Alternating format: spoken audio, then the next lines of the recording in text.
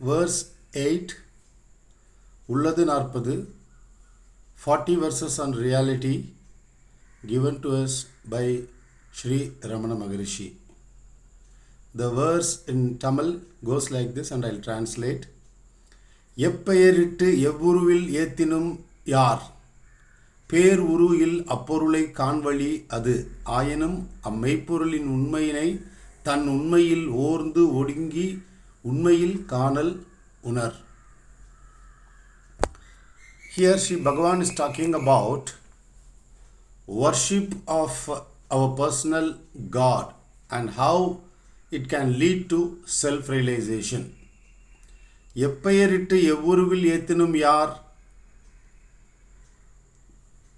How does it matter if someone calls his God by whatever name he calls?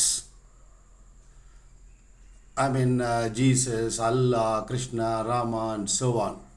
He says it doesn't matter by what name they call their God. எப்பெயரிட்டு எவ்வுருவில் ஏத்தினும் யார் பேர் உரு இல் அப்பொருளை காண்வழி அது. Why do they worship God? In order to realize that Brahman which does not have name, which does not have hometown, because Brahman or your nature, your ultimate nature, my ultimate nature, anybody's ultimate nature is existence, consciousness, bliss, pure existence, limitless existence, pure awareness and pure bliss.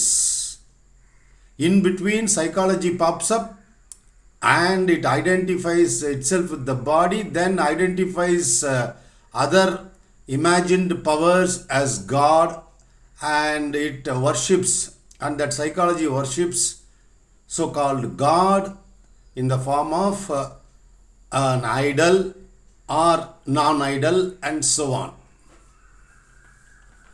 ஆயினும் அம்மெய்ப்பொருளின் உண்மையில் தன் உண்மையினை ஓர்ந்து ஒடுங்கி ஒன்றுதலே உண்மையில் காணல் உணர். Do you really want to see God? He says, really seeing God is seeing the truth behind the God that you worship.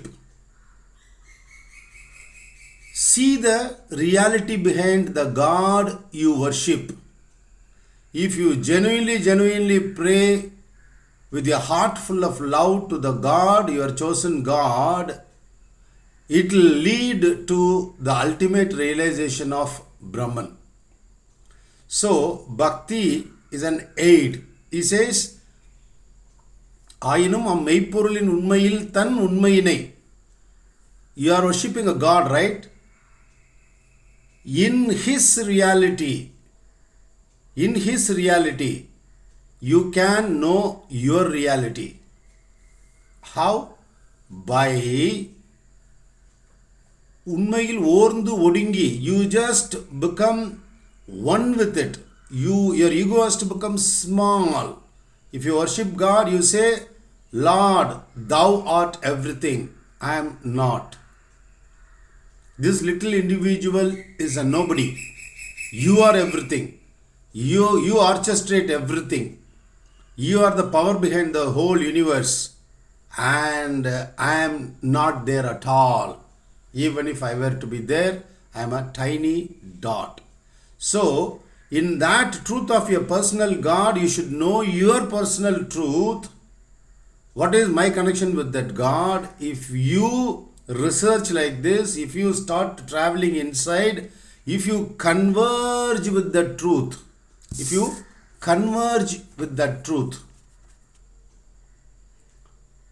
see, the ego always diverges. It goes out and out, thinking of objects, body, etc. It goes out. The psychology goes on, expanding. It becomes divergent. By slow practice, by prayer or by inquiry, if you go on inquiring, there is a point where the ego subsides. Can you see? This is the intersection. So the divergent mind goes on reducing, and at one point it becomes egoless. completely surrendered to the Lord through inquiry or bhakti, then that from that convergent point, Atma shines forth now limitlessly. The bottom, can you see? It goes on expanding. Your nature goes on expanding. Can you see this? It goes on expanding. This goes on expanding limitlessly. This is the process. So, there is nothing wrong in prayer to our personal God.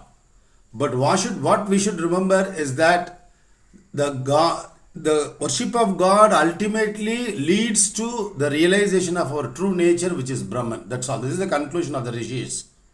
So, bhakti is an aid. People are scripted in bhakti. There is nothing wrong. Everybody is born into some religion or other by default.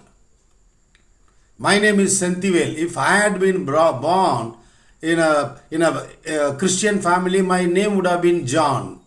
If I had been born in a Muslim family, my name would have been Ahmad Bashir. So this is all a random event. And we become products of conditioning. Simply because I was born and brought up in a Hindu family, I stick to it. This is called conditioning, right? If you had been, supposing you are a non-vegetarian today, supposing you had been born and brought up in a strict orthodox Brahmin family, for example, in India, where they abhor non-veg food, you would have been a vegetarian. This is called conditioning, habit formation, that's all. So we can peel ourselves the way we peel our onion. Right. Gender is again conditioning. From the Jnani's point of view. There is no such thing as man, woman, eunuch, nothing. Bhagavan says in a song in Arunachala Navamani Male, An, Pen, Ali, Nanna. He says, Atma, Brahman transcends everything. Atma transforms itself. Where is the question of man, woman, eunuch, etc.? I, me, etc. Nothing. There is a transcendental state. Brahman.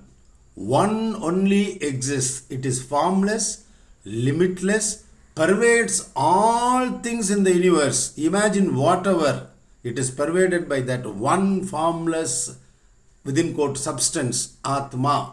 Sri Bhagavan's conclusion was Eppodum Ulladhu Aveganma Vastuve.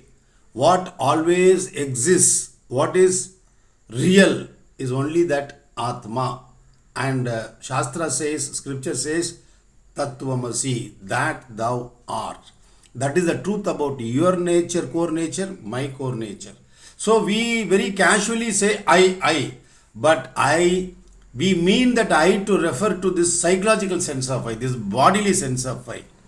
So Shastra scriptures want you to challenge your own identity because you are living with a mistaken identity, it says. If you live with a mistaken identity, you will be born again. Now this body is called Sentivel. If I take another birth, it might be called Ravichandran or Sailesh or Subramani or Alexander, whatever. The cycle goes on and on and on. Real intelligence lies in doing self-enquiry, Atma Vicharam, and finding out who am I. So in this song he says, you call your God by whatever name you want, it doesn't matter. Because the purpose of that worship is to find out the formless, nameless, townless, no city for the Atma, no town for the, because it is everything. It pervades everything, entire universe. So the purpose of worship is to find out our true nature. It is an aid. But when you worship your God, you should look at your relationship with that God. What is my relationship with God? If you go on inquiring, finally, as a Sufi saint said, when I investigated my true nature, I found God. And when I investigated God, I found my true nature. After all, what always exists is only one, Brahman. How is it? What is the nature? Existence, consciousness, bliss. pure existence, pure consciousness, pure bliss. So it is so powerful through its power of Maya, what is called illusion creation mechanism, that existence, pure existence, appears as all existing things in the universe, both static and dynamic, moving and unmoving. It appears as everything. It just underlies, but not as a two plane. It's a single plane. It is inside, assuming this is universe. It is both inside and outside. It pervades and it powers the entire universe, so to say. That is the dynamo which powers the entire universe. Entire universe includes your body, my psychology, your psychology, everything. It powers everything and still remains untouched. And in its power, the universe is created. And in the universe, you and I are tiny dots. So, prayer is helpful. It's wonderful. But we should stick to the true teachings of our gods. They only teach love. They only teach forgiving. They only teach oneness, compassion. So if we stick to religion, we must first respect our God, follow His instructions, in letter and spirit. That will pave way for realizing our ultimate nature, which is Brahman. So, எப்பெயரிட்டு எவ்வுருவில் ஏத்தினும் யார் பேர் உருவில் அப்பொருளை காண்வழி அது. Call your name by whatever name you want to. It doesn't matter. Because that worship, that purpose of worship is to realize your true nature.